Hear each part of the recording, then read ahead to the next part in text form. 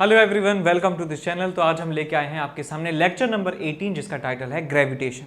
इस लेक्चर में दो सेगमेंट होने वाले हैं। पहले सेगमेंट में हम कॉन्सेप्ट डिस्कस करेंगे और दूसरे सेगमेंट में हम प्रीवियस ईयर्स की क्वेश्चंस यहाँ पे डिस्कस करने वाले हैं। तो इसमें सबसे पहले हम स्टार्ट करते हैं ग्रेविटेशन में कि लॉ ऑफ ग्रेविटेशन जो है, न्यूटन्स लॉ ऑफ ग्रेविटेशन क्या है। तो यहाँ पे हेडिंग लिखेंगे Newton's law of gravitation, Newton's law of gravitation. तो आपके पास यदि दो पार्टिकल्स हैं जिनके मासेस m1 और m2 के बराबर हैं, तो उनके बीच में एक फोर्स ऑफ अट्रैक्शन लगता है। इनके बीच में फोर्स ऑफ अट्रैक्शन का मतलब है कि ये इसको अट्रैक्ट करता है किसी फोर्स से, और उतने ही इक्वल मैग्नीट्यूड के फोर्स से ये इसको जो है अट्रैक्ट करता है। और ये फोर्स ऑफ अट्रैक्शन मैग्नीट्यूड में बराबर है और मैग्नीट्यूड की वैल्यू होती है g m1 m2 divided by r square के बराबर होता है। और यहाँ पे g की जो वैल्यू है वो है 6.67 into 10⁻⁻11 newton metre square upon kilogram square. ये g की वैल्यू होती है, याद रखें इसको। ठीक, अब इसको इनवर्स स्क्वायर लॉ कहा जाता है। सिंपल सी बात है, ये फोर्स जो है कंजर्वेटिव होता है नेचर में। नेचर में कैसा होता है? कंजर्वेटिव होता है, यानी कि इसकी प्रेजेंस में कंजर्वेशन ऑफ मैकेनिकल एनर्जी धड़ल्ले से इस्तेमाल किया जाएगा। अब हम यहाँ पे बात करते हैं आगे कि अर्थ की वजह से जो एक्सेलरेशन होता है, एक्सेलरेशन ड्यू टू ग्रेविटी, वो कितना होता है अलग अलग पोजीशंस पे, और वो कौन कौन से फैक्टर्स पे वेरी करता है। तो हेडिंग यहाँ पे लिखेंगे हम कि acceleration due to gravity, acceleration due to gravity, यानी कि अर्थ के फोर्स ऑफ अट्रैक्शन की वजह से ऑब्जेक्ट्स के ऊपर कितना एक्सेलरेशन होता है वो यहाँ पे हम डिस्कस करने वाले हैं। सबसे पहला पॉइंट हमारे पास है एट सरफेस। एट सरफेस तो ये है अर्थ। अर्थ का रेडियस सब जानते हैं कितना होता है, 6400 किलोमीटर। इसकी सरफेस पे कोई ऑब्जेक्ट रखा हुआ है, और या अर्थ की सरफेस पे ही नहीं, सरफेस के काफ़ी पास में कोई ऑब्जेक्ट रखा है और उसको छोड़ दिया जाता है इसके ग्रेविटेशनल फील्ड में, तो वो जितने एक्सेलरेशन से मूव करता है उस एक्सेलरेशन को एक्सेलरेशन ड्यू टू ग्रेविटी कहा जाता है। और उस एक्सेलरेशन को रिप्रेजेंट किया जाता है स्मॉल g से, और स्मॉल g की वैल्यू होती है g mass of earth divided by capital R square. ये वैल्यू होती है सरफेस पर कोई पॉइंट है या सरफेस के निकट कोई पॉइंट है, मतलब लाइक 10 मीटर, 100 मीटर, 20 मीटर, ये सरफेस ही कहलाएगा।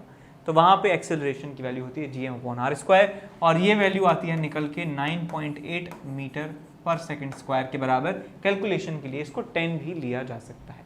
इसका सिंबल होता है स्मॉल g और इसकी वैल्यू होती है capital G mass of earth divided by radius का स्क्वायर। यदि हम बात करें कि सरफेस से ऊपर किसी हाइट पर, तो यहाँ पे दूसरा पॉइंट हमारे पास है at height h, at height h from the surface. Surface से हाइट की बात कर रहे हैं, तो मान लीजिए आपके पास ये अर्थ है, अर्थ से कुछ हाइट h ऊपर किसी ऑब्जेक्ट का एक्सेलरेशन कैलकुलेट करना है, तो क्या होने वाला है वैल्यू। तो यहाँ पे मैं आपको बताना चाहता हूँ कि पिछले वाले केस में जब हम सरफेस पर एक्सेलरेशन निकाल रहे थे, सरफेस का मतलब था कि सरफेस के आसपास यानी 1-2 किलोमीटर तक की बात की जा रही है। यहाँ पे हम किसी हाइट की बात कर रहे हैं डेलिबरेटली, तो हाइट का मतलब है कि 50, 70, 100 किलोमीटर की बात की जा रही है। 200, 500, 800 कितने भी किलोमीटर हो सकते हैं। बस आपको याद रखना है कि सरफेस से बहुत बहुत ऊपर की बात भी की जा सकती है। तो ये फॉर्मूला आता है आपके पास जी सरफेस का, g surface is equal to gm/r+h का होल स्क्वायर। ये रिजल्ट आपको यहाँ पे देखने को मिलता है। और इफ हाइट की वैल्यू छोटी है रेडियस ऑफ अर्थ से, रेडियस ऑफ अर्थ से छोटी है हाइट की वैल्यू, यानी कि हाइट की वैल्यू है 50 किलोमीटर, 50 किलोमीटर, और अर्थ की रेडियस कितना होता है, अर्थ का रेडियस है 6400 किलोमीटर, तो हम यहाँ पे फॉर्मूला इस्तेमाल कर सकते हैं। सिर्फ h is much much less than capital R, तो फॉर्मूला बन जाता है जी सरफेस का gm/R² into 1 minus 2h upon R, या gm अपॉन आर स्क्वायर को g भी लिख सकते हैं. So this formula will become g at surface into 1 minus 2h upon R. ये फॉर्मूला बन जाता है. ये फॉर्मूला अप्रॉक्सीमेटेड रिजल्ट है, ये फॉर्मूला बिना अप्रॉक्सीमेटेड रिजल्ट है. इसके बाद हम बात करते हैं तीसरा पॉइंट कि डेप्थ में एक्सेलरेशन ड्यू टू ग्रेविटी क्या होता है. कि मान लीजिए टनल खोद दी जाए ज़मीन में, तो टनल खुद जो चुकी है, अंदर हम पहुंच चुके हैं डेप्थ में, तो उस डेप्थ में रखे हुए ऑब्जेक्ट का एक्सेलरेशन कितना होगा. तो लिखेंगे eight depth D, eight depth D. तो ये अर्थ है, अर्थ का रेडियस कैपिटल आर है और सरफेस से नापी जाती है डेप्थ. ये हमेशा आप याद रखें. तो ये वैल्यू जो है इस पॉइंट पर एक्सेलरेशन की वैल्यू, तो ये जी डेप्थ इसे हम कहेंगे, जी डेप्थ. हमने पिछली बार क्या कहा था इसे, जी सरफेस. हाइट को सरफेस क्यों कह दिया हमने, यहाँ पे जी एच लिखा जाना चाहिए और यहाँ पे जी एच लिखा जाना चाहिए, जी एच लिखा जाना चाहिए. यहाँ पे गलती हो गई, माफ़ी चाहते हैं. ये जी डेप्थ को जी डी लिख सकते हैं आप. G D is equal to, ये होता है G M upon R square 1 minus D upon R. ये रिलेशन होता है. इससे आप स्मॉल जी भी लिख सकते हैं, small G into 1 minus D upon R. तो ये आपको मिल जाता है डेप्थ पर एक्सेलरेशन ड्यू टू अर्थ. ये फॉर्मूला जो है ये अप्रॉक्सीमेटेड नहीं है. आप कितनी भी डेप्थ के लिए ये फॉर्मूला इस्तेमाल कर सकते हैं, लेकिन ऐसा ही फॉर्म में जो फॉर्मूला हमें मिला था ये अप्रॉक्सीमेटेड रिजल्ट था. ये तभी लगा सकते हैं जब हाइट की वैल्यू बहुत कम है रेडियस ऑफ अर्थ से. ठीक है, आपको क्लियर इंडिकेशन मिल जाएगा, डेटा देखते ही आपको पता चल जाएगा कि ये वाला आपको फॉर्मूला लेना है, इस्तेमाल करना है. अब हम बात करते हैं कि कौन कौन से फैक्टर इस एक्सेलरेशन ड्यू टू ग्रेविटी को अफेक्ट करते हैं. तो यहाँ पे हम लिखेंगे फैक्टर्स अफेक्टिंग,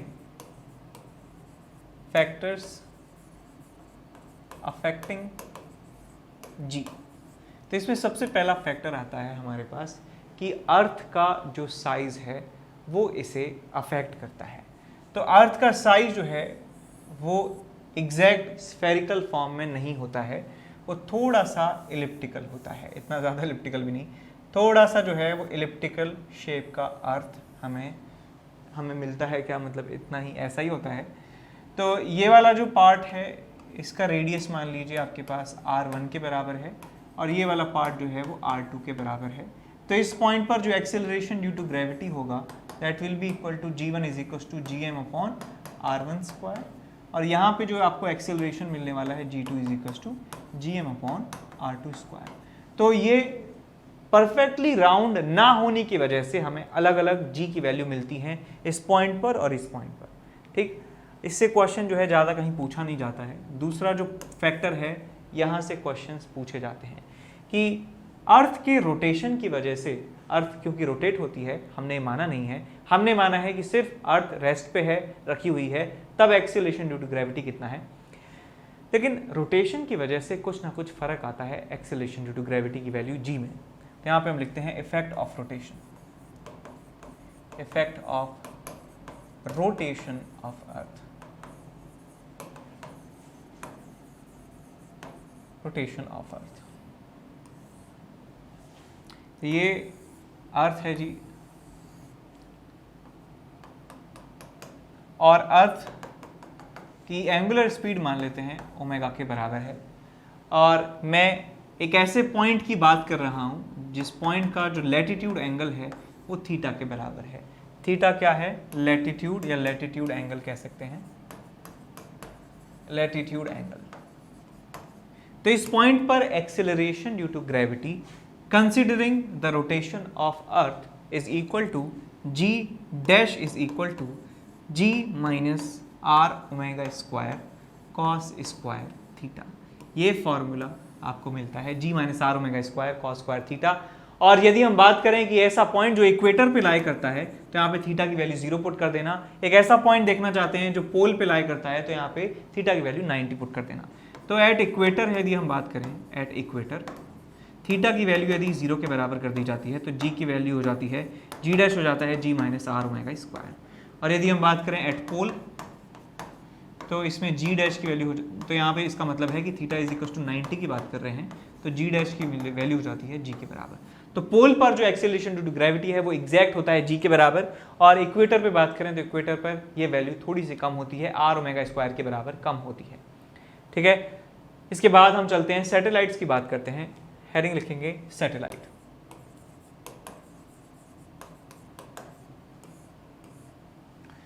तो हम ये जानते हैं कि ये अर्थ है, अर्थ के चारों तरफ यदि कोई सैटेलाइट है जो सर्कुलर ऑर्बिट में घूम रहा है, सर्कुलर ऑर्बिट में एक सैटेलाइट घूम रहा है, और इस सैटेलाइट का डिस्टेंस, इस सैटेलाइट का जो सर्कल है उसका डिस्टेंस इसके सेंटर से वो स्मॉल आर के बराबर है। तो स्मॉल आर को कहा जाता है orbital radius. Small R is called orbital radius, orbital radius. इस ऑर्बिटल रेडियस को हम कैपिटल आर प्लस एच भी कह सकते हैं, कि मान लीजिए कि अल्टीट्यूड यानी कि अर्थ की सरफेस से हाइट यदि एच के बराबर है, ये कैपिटल आर के बराबर है, तो स्मॉल आर को लिखा जा सकता है कैपिटल आर प्लस एच। तो कई कई जगह आपको अल्टीट्यूड की फॉर्म में फॉर्मूला मिलेंगे, कई कई जगह आपको ऑर्बिटल रेडियस की टर्म्स में फॉर्मूले मिलने वाले हैं, आप जो मिले आप वो लगा देना। तो कितनी स्पीड से कोई सैटेलाइट मूव कर सकता है यदि वो स्मॉल आर रेडियस में रिवॉल्व कर रहा है, तो उस स्पीड को कहा जाता है ऑर्बिटल स्पीड। ऑर्बिटल स्पीड ये स्पीड है जिस स्पीड से सैटेलाइट गोल गोल चक्कर लगाते हैं अर्थ के अराउंड, और इसकी वैल्यू आती है under root of G capital M divided by small R. ये फॉर्मूला होता है ऑर्बिटल स्पीड का। अब यहाँ पे आप r से मल्टीप्लाई करके और डिवाइड करके, आर स्क्वायर से मल्टीप्लाई कर दें, आर स्क्वायर से डिवाइड कर दें, तो आपको स्मॉल जी की टर्म्स में भी आप इस फॉर्मूले को लिख सकते हैं, लेकिन आई थिंक इतना ही बहुत है ऑर्बिटल स्पीड का फॉर्मूला। ठीक, ऑर्बिटल स्पीड का फॉर्मूला हो गया।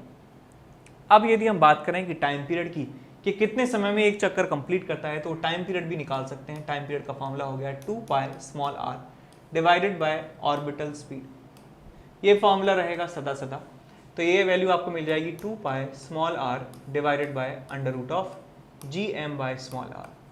तो ये वैल्यू आपको मिलती है टाइम पीरियड की। Time period T is equal to 2 pi R raise to the power 3/2 divided by under root of G M. तो यहाँ से आप देख सकते हैं कि t is proportional to r raise to the power 3/2, या t square is proportional to r cube, ऐसे भी आप याद रख सकते हैं। Where small r is orbital radius, small r is orbital radius. अब इस फॉर्मूले को भी आप याद रखेंगे। ठीक है, आगे चलते हैं इसमें। तो अब हम बात करते हैं एनर्जी ऑफ सैटेलाइट की। तो नेक्स्ट हेडिंग लिखेंगे energy of satellite. Energy of satellite, energy of satellite. तो सबसे पहले बात करें पोटेंशियल एनर्जी की, तो कोई सैटेलाइट सर्कुलर ऑर्बिट में यदि घूम रहा है अर्थ के चारों तरफ, तो उसकी पोटेंशियल एनर्जी होती है minus of G M small M divided by small R. Small R is orbital radius, जिसकी वैल्यू होती है कैपिटल आर प्लस एच के बराबर। तो ये पोटेंशियल एनर्जी है minus G M, capital M जो है अर्थ का मास है, स्मॉल एम सैटेलाइट का मास है, small R is orbital radius. और यदि हम बात करें काइनेटिक एनर्जी की, तो काइनेटिक एनर्जी की वैल्यू होती है पॉजिटिव हमेशा G capital M small M divided by 2r। और यदि हम बात करें टोटल मैकेनिकल एनर्जी की, तो टोटल मैकेनिकल एनर्जी होती है minus of G capital M small M divided by 2r। ये आपके पास होती है एनर्जी 3। एक और हमारे पास एनर्जी होती है जिसको कहा जाता है binding energy. Binding energy for satellite. तो बाइंडिंग एनर्जी से क्या मतलब होता है कि मिनिमम कितना एनर्जी हम सैटेलाइट को दें जिससे वो अर्थ का ग्रेविटेशनल फील्ड छोड़ के चला जाए। तो वो बाइंडिंग एनर्जी जो होती है, बाइंडिंग एनर्जी की वैल्यू होती है वो माइनस ऑफ टोटल एनर्जी के बराबर होती है, minus of total mechanical energy के बराबर होती है। इतनी एनर्जी आप दे दीजिए मिनिमम, और जिससे वो सैटेलाइट जो है उस अपनी ऑर्बिट को छोड़कर चला जाता है, तो ये वैल्यू आपको मिलती है G capital M small M divided by 2r के बराबर। ये बाइंडिंग एनर्जी का फॉर्मूला होता है। अब हम पढ़ते हैं एस्केप स्पीड के बारे में। एस्केप स्पीड, यदि कोई ऑब्जेक्ट है एट सरफेस, कोई ऑब्जेक्ट सरफेस पे रखा है, अर्थ की सरफेस पे, और उसको कितना मिनिमम स्पीड हम दें जिससे वो अर्थ को छोड़कर चला जाए, अर्थ को छोड़कर चला जाए, इनफाइनाइट पर चला जाए, मिनिमम स्पीड कितना दें, तो ये वैल्यू आती है आपके पास √2g capital M divided by capital R। इतनी स्पीड आप मिनिमम दें तो आप उस ऑब्जेक्ट को अर्थ की सरफेस से पहुंचा सकते हैं बिल्कुल इनफाइनाइट पर, अनंत पर। तो ये होता है आपके पास एस्केप स्पीड का फॉर्मूला। अब हम बात करते हैं केपलर्स लॉ के बारे में। तो हेडिंग लिखेंगे केपलर्स लॉ। केपलर्स लॉ, तो केपलर्स लॉ में फर्स्ट लॉ और सेकंड लॉ में आपको समझाने जा रहा हूं। तो फर्स्ट लॉ में कहा गया था कि जो अर्थ है वो सन के अबाउट एक इलिप्टिकल ऑर्बिट में चक्कर लगाती है, और जो इलिप्स का फोकस होता है और उस फोकस पर रहता है सन, और सन के चारों तरफ जो है अर्थ चक्कर लगाती है, प्लैनेट जो है चक्कर लगाते हैं, प्लैनेट जो है वो चक्कर लगाते हैं इस इलिप्टिकल ऑर्बिट में, प्लैनेट, ठीक इस तरीके से चक्कर लगाते हैं। ऐसे ऐसे अलग अलग समय पर सन से जो डिस्टेंस है वो कम ज़्यादा होती रहती है, और उससे जो है सर्दी गर्मी जो है हमें अलग अलग महीने में सर्दी होती है, कभी गर्मी होती है, तो वो इसी वजह से होती है कि सन से जो डिस्टेंस है वो ज़्यादा हो जाती है और कम हो जाती है। ज़्यादा होने पे सर्दी होगी, कम होने पे गर्मी होगी। ये पहला लॉ था कि जिसमें इलिप्स का जो फोकस है उस पे है सन, और गोल को इस इलिप्टिकल ऑर्बिट में घूमता है हमारा प्लैनेट। अब दूसरी बात इसमें यह है कि यदि हम सन को और प्लैनेट को ज्वाइन कर देते हैं एक लाइन से,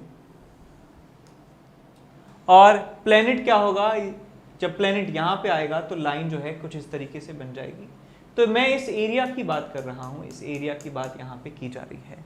सो लॉ नंबर 2 क्या है कि ये एरिया स्वीप होने का जो रेट है, ये एरिया के स्वीप होने का रेट है, कि एरिया के ये चेंज होने का रेट है, एरिया के बढ़ने का रेट जो है, किसके द्वारा बढ़ने का रेट, कि ये यहाँ से यहाँ तक जो लाइन मैंने ड्रॉ की है कि प्लैनेट का position vector with respect to sun के द्वारा स्वीप किया जाने वाला एरिया का जो रेट है dA/dt, ये कांस्टेंट होता है और ये L/2m के बराबर होता है, ये कांस्टेंट होता है।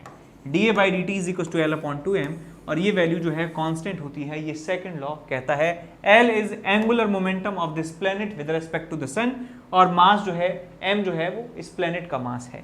L जो है वो क्या है आपका, angular momentum of planet with respect to sun जो है ये होता है। अब इसके बाद हम पढ़ने जा रहे हैं थर्ड लॉ केपलर का पढ़ने। थर्ड लॉ हमारे पास क्या है कि पहले आप इलिप्स बनाइए, एक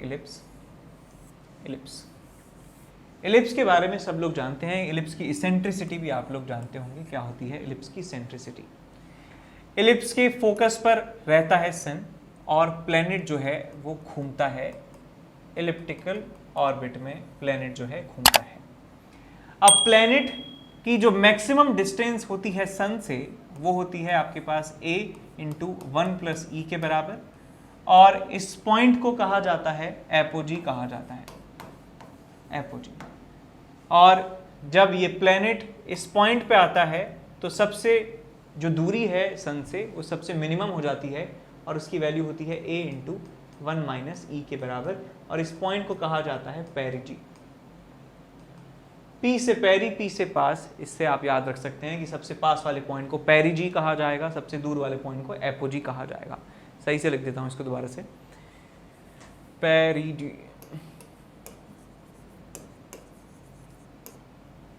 अब एपोजी पे जब प्लैनेट होता है तो इसकी स्पीड मैं मान लेता हूं v1 के बराबर है, और पेरिजी पे जो स्पीड होती है वो मैंने मान लिया v2 के बराबर है। सो v1 और v2 की आप रेडीमेड वैल्यू जो है आप याद रख सकते हैं। सो v1 की वैल्यू आती है निकल के gm/a, g into mass of sun, mass of sun जो है वो m के बराबर है, इंटू 1 - e/1 + e का अंडर रूट। ये वैल्यू होती है एपोजी पर, और V2 जो है आपको मिलता है अंडर रूट ऑफ GM/A और 1 plus E divided by 1 minus E। अब आप एक बार ज़रूर सीख लीजिए कि कैसे ये वैल्यूज़ हम निकालते हैं। तो सबसे पहली बात ये है कि सन के अबाउट जो एंगुलर मोमेंटम होता है वो इसका कंजर्व रहता है। सो इस प्लेनेट का जो एंगुलर मोमेंटम है सन के अबाउट जो एंगुलर मोमेंटम है वो कंजर्व रहता है। तो यदि यहाँ पे मैं इसका एंगुलर मोमेंटम कंजर्व करना चाहता हूँ तो मैं लिख सकता हूँ mass of planet into V1 into A into 1 plus E is equal to MP into V2 into A into 1 minus E। Equation number 1। दूसरी इक्वेशन आप लगा सकते हैं कंजर्वेशन ऑफ मैकेनिकल एनर्जी की। तो मैं यहाँ पे इसकी kinetic energy plus potential energy और यहाँ पे इसकी kinetic energy plus potential energy दोनों को इक्वेट कर सकता हूँ। तो मैं लिखूंगा यहाँ पे half into MP into V1 square plus G mass of sun mass of planet divided by A into 1 plus E। ये काइनेटिक एनर्जी और पोटेंशियल एनर्जी है, यहाँ पे माइनस आएगा बिकॉज ग्रेविटेशनल फोर्स की वजह से पोटेंशियल एनर्जी नेगेटिव होती है। इज इक्वल्स टू यहाँ पे kinetic energy plus potential energy कितना आएगा half into MP into V2 square minus G into capital M into MP divided by A into 1 minus E। Equation number 2। तो इन दोनों equations को solve करके ये result हमारे पास मिलता है। ठीक, तो ये रिजल्ट केपलर थर्ड लॉ नहीं है, बस ये आपको याद रखना है।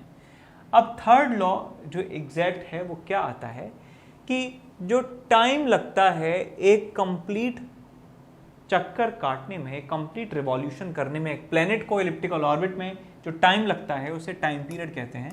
और टाइम पीरियड जो होता है वो प्रोपोर्शनल होता है a raise to the power 3/2 के। a raise to the power 3/2 के ये प्रोपोर्शनल होता है और आप ये कह सकते हैं कि t square is proportional to a cube. और यहाँ पे a क्या है? a is length of semi major axis, length of semi major axis.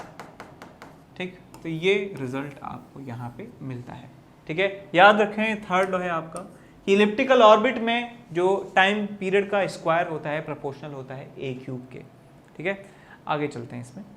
अब केपलर्स लॉ पढ़ने के बाद दो हमारे पास इंपॉर्टेंट चीज़ें अभी बची हुई हैं जो दिखने में बिल्कुल सिमिलर हैं जैसे इलेक्ट्रोस्टैटिक्स हम पढ़ रहे हों, और उनका नाम है ग्रेविटेशनल फील्ड और gravitational potential due to spheres and ring.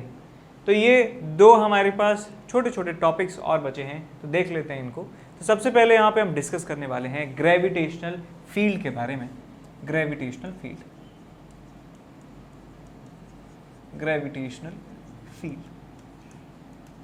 और इसमें सबसे पहले हमारे पास जो सिस्टम है जिसका ग्रेविटेशनल फील्ड हम देखने जा रहे हैं उसका नाम है हॉलो स्फीयर। आपके पास एक यूनिफॉर्म हॉलो स्फीयर है बेटा, हॉलो स्फीयर। अच्छा, ग्रेविटेशनल फील्ड तो सब समझते हैं ना, जैसे इलेक्ट्रिक फील्ड होता है ऐसे ग्रेविटेशनल फील्ड होता है कि एक रीजन होता है जहाँ पे कोई दूसरा मास यदि रखा जाता है तो उसके ऊपर एक फोर्स ऑफ अट्रैक्शन लगता है, तो उस इमेजिनरी रीजन को कहा जाता है ग्रेविटेशनल फील्ड, और फोर्स पर यूनिट मास जो है उसे ग्रेविटेशनल फील्ड इंटेंसिटी कहा जाता है। तो बेसिकली हम ग्रेविटेशनल फील्ड इंटेंसिटी पढ़ रहे हैं, उसे ही ग्रेविटेशनल फील्ड भी कहा जाता है।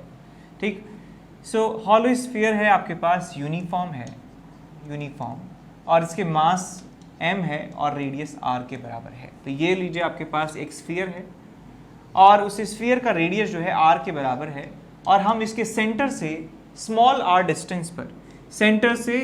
r डिस्टेंस पर कोई एक पॉइंट है और यहाँ पर देखना चाहते हैं कि कितना ग्रेविटेशनल फील्ड होता है। तो यदि ये पॉइंट इनसाइड है यानी कि स्मॉल r की वैल्यू रेडियस से कम है, यानी कि if r is less than capital R, यानी कि हम एक इनसाइड पॉइंट की बात कर रहे हैं, और इनसाइड पॉइंट के लिए जो ग्रेविटेशनल फील्ड है इसे आप I से दिखा सकते हैं, E से दिखा सकते हैं। मैं E से दिखा रहा हूँ इसको, इसकी वैल्यू होती है 0 के बराबर। यदि मान लीजिए पॉइंट जहाँ पर आप ग्रेविटेशनल फील्ड निकाल रहे हैं वो सरफेस पर है, यानी कि स्मॉल r की वैल्यू कैपिटल R के बराबर है, इसका मतलब जब हम सरफेस की बात कर रहे होते हैं तो वहाँ पे ग्रेविटेशनल फील्ड जो है वो आता है आपके पास Gm/R²। यहाँ पे मैं बात कर रहा हूँ सिर्फ मैग्नीट्यूड की बात मैं कर रहा हूँ, मैं डायरेक्शन की बात अभी नहीं कर रहा हूँ।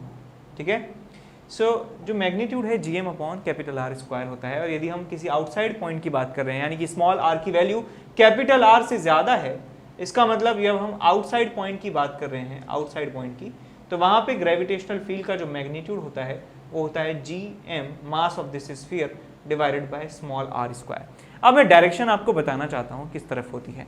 मान लीजिए पॉइंट इनसाइड है, तो इनसाइड पॉइंट पर ग्रेविटेशनल फील्ड सेंटर की तरफ होता है। मान लीजिए यहाँ पे कोई पॉइंट है, अच्छा अंदर तो जीरो ही होता है, सॉरी अंदर तो जीरो ही रहेगा, लेकिन यदि बाहर कोई पॉइंट है, मान लीजिए यहाँ पे कोई पॉइंट है, तो इस पॉइंट पर ग्रेविटेशनल फील्ड का डायरेक्शन होगा कि आप एक सेंटर से ज्वाइन करने वाली लाइन बनाइए यहाँ पे, और इस लाइन की तरफ, लाइन के अलोंग सेंटर की तरफ जो है ग्रेविटेशनल फील्ड की डायरेक्शन होगी।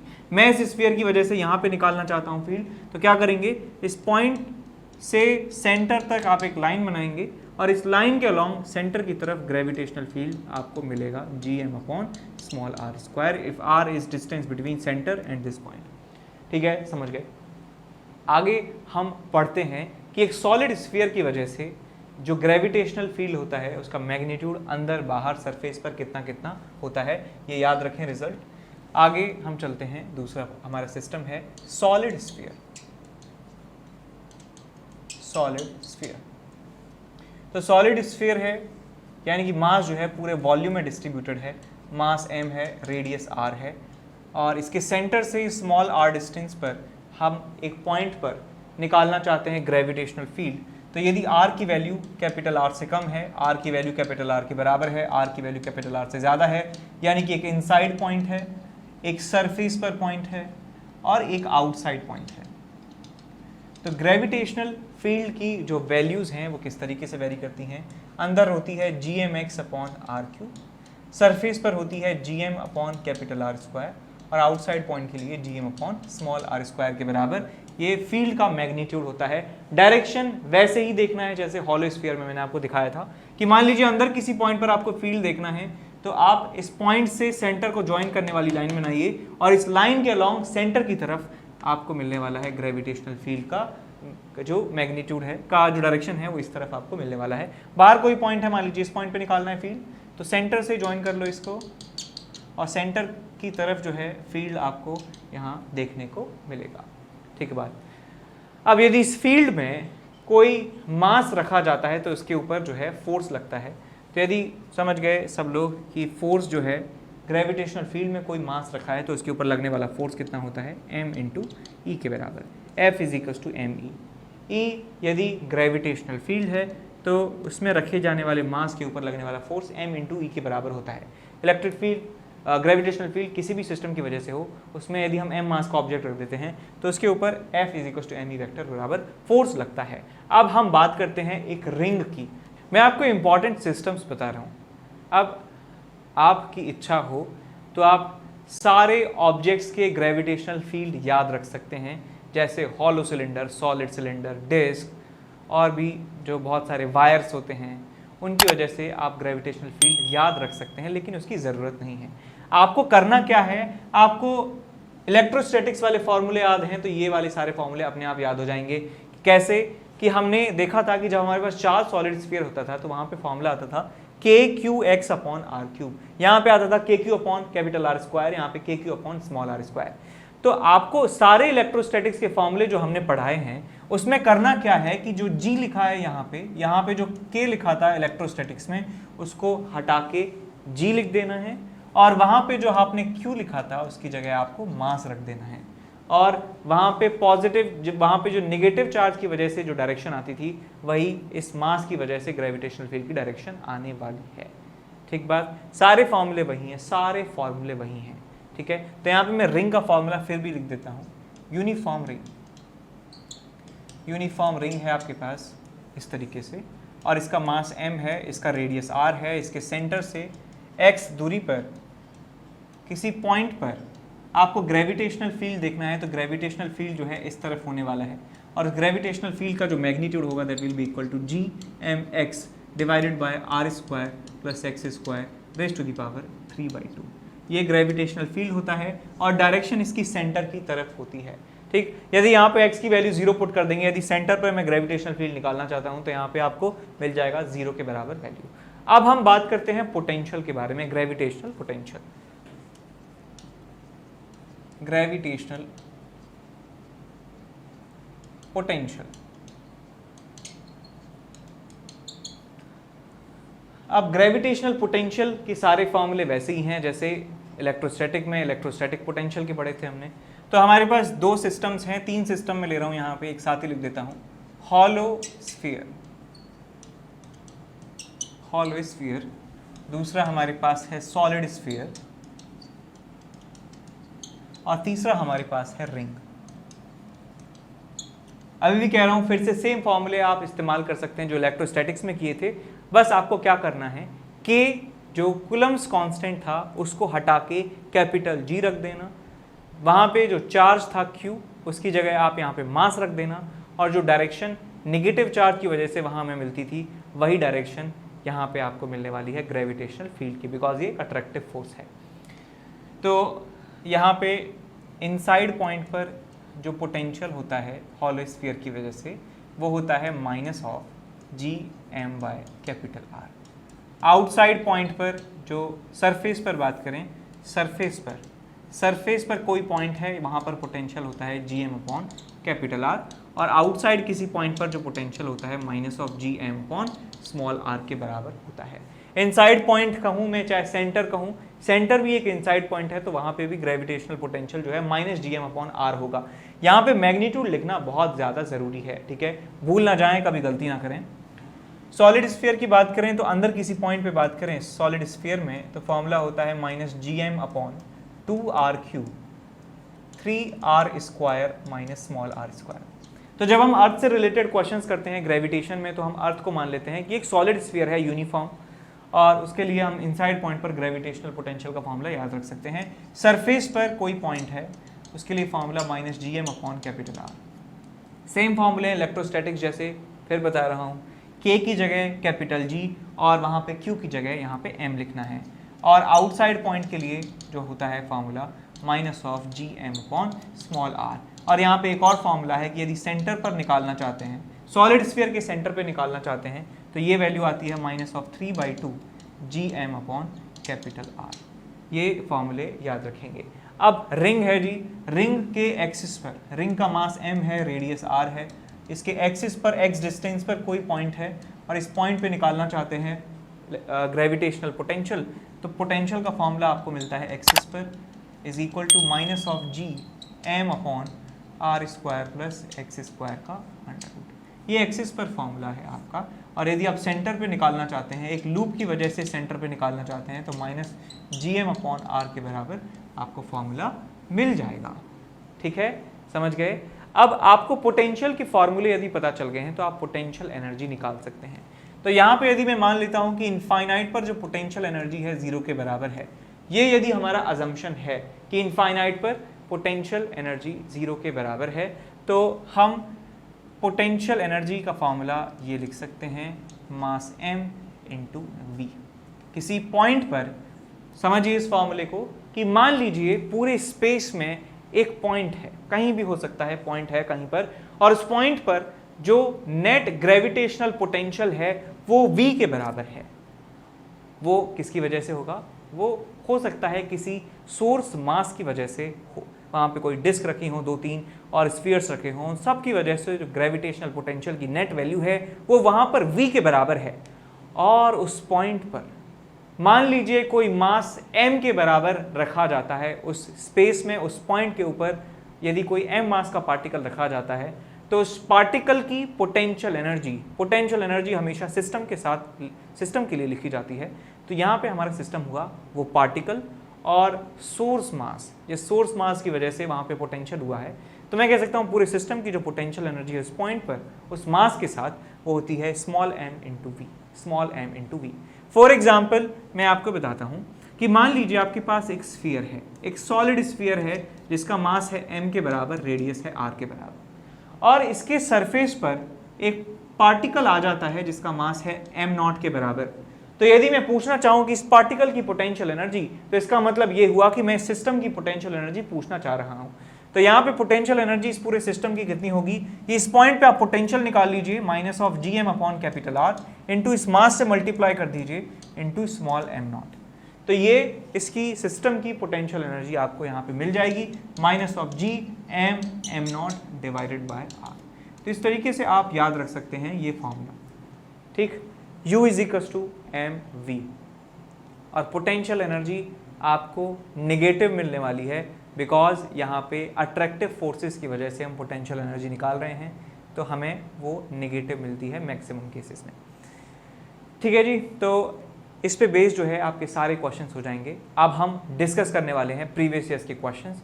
तो ये वीडियो बंद कीजिए और अगला वीडियो जो चैनल पे आ चुका है वो देखना स्टार्ट कर दीजिए। यदि चैनल को सब्सक्राइब नहीं किया है तो ज़रूर सब्सक्राइब करें इस चैनल को। Thank you so much for listening, bye bye. Hello बच्चों, जो 11th से 12th मूविंग स्टूडेंट्स हैं और जो इस साल IIT JEE एडवांस क्रैक करना चाहते हैं बच्चों, उनके लिए बहुत ही बेहतरीन बैच स्टार्ट होने वाला है अनअकैडमी पे, इवॉल्व बैच, जो कि 7 अप्रैल से स्टार्ट हो रहा है। यानी कि JEE 2022 में जिनको अपना एग्ज़ाम देना है उनके लिए बैच है, ठीक है बच्चों। और इस बैच में पढ़ाने वाली जो टीम है वो कोटा की टॉप फैकल्टीज़ की टीम है, ठीक है ना। सभी टीचर्स कोटा की टॉप फैकल्टी हैं और इस साल यानी कि इस करंट ईयर में इस टीम ने बेस्ट रिजल्ट दिए हैं और ये अनअकैडमी की नंबर 1 टीम है बच्चों। तो मैं आपको यही कहूँगा कि ये बैच आपके लिए बहुत ही बेनिफिशियल है और जब भी आप इसको सब्सक्राइब करोगे तो NKC सर लाइव करके कोड डालना मत भूलिएगा, उससे आपको 10% का डिस्काउंट मिलेगा, ठीक है बच्चों। जल्दी से जल्दी इस बैच को ज्वाइन कर लीजिए, ये आपके लिए बहुत ही बेनिफिशियल प्रूव होगा।